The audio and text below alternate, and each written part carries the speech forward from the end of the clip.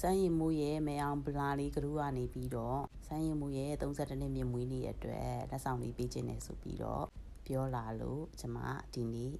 သူတို့ပြီးတဲ့ပုံချမ်းလေးတွေကနေပြီးတော့အနည်းဆက်ဆုံးပုံလေးတစ်ခုဖြစ်အောင်အမျိုးသားကိုဖန်တီးခိုင်းထားပါတယ်။ကဲပုံချမ်းလေးတော့ထွက်လာပြီ။ကျန်တဲ့အပိုင်းရောကျွန်မဖန်တီးဖို့ပဲရှိပါတယ်။အလုပ်ချိန်နေတော့အခုတော်ရဲ့ပစ္စည်းတွေနဲ့ပြည့်နေတဲ့အခန်းမှာသူ့အခန်းတစ်ခန်းပေးထားတယ်။ဒီအခန်းတစ်ခန်းလုံးကိုမပေးလို့လည်းမဖြစ်ဘူး။အဲ့ရှိမုံကြီးကအိမ်လုံးရှောက်ပြက်နေတော့သူ့ကိုအခန်းတစ်ခန်းပေးထားပါတယ်ရှင်။ကဲပုံလေးကတော့စိတ်တိုင်းကြပုံလေးကတော့ထွက်လာပြီ။ဒါလေးကိုလုပ်လိုက်တာ9ရက်6ရက်လောက်ကြာပါတယ်။စိတ်တိုင်းမကြလိုက်ပြန်ဖြတ်လိုက်စိတ်တိုင်းမကြလိုက်ပြန်ဖြတ်လိုက်တဲ့အခုချိန်ကတော့ကျွန်မစိတ်တိုင်းကြတဲ့အပိုင်းကိုရောက်သွားပြီပေါ့နော်။ကဲရှင်တို့အကူတော့စင်မောမှာဘလို့ပလီယုံမလဲဆိုတာပဲကြည့်ရပါကြည့်လို့ဖြတ်ပြီးတော့ဒါလေးချုပ်နေရလားမသိဘူးအခုတော့ဘွင်းနေမှာစာပြီးစင်ချမ်းသာကိုချမ်းပါပြီးပြုံးနေမှာပျော်ရွှင်မှုချီလန်းနေမှာအောင်မြင်မှုတွေနဲ့ပြည့်စုံပါစေ။ဘာတော့မှမအောင်မလားလေးနဲ့တွေ့ကအမြင်ကြီးဆုံးဆန္ဒမှုဖြည့်ဆည်းပေးမယ်ဆိုလို့အတိုင်းထက်လုံးဝမ်းသာမျိုးဆိုင်းရင်မိုးရမအောင်မလားကို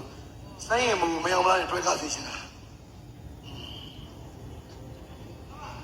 ဆိုင်းရင်မိုးနဲ့မအောင်မလားနဲ့တူတူပဲမဟုတ်ဘူးလားကျေးဇူးပါRani na tumi soraye, alone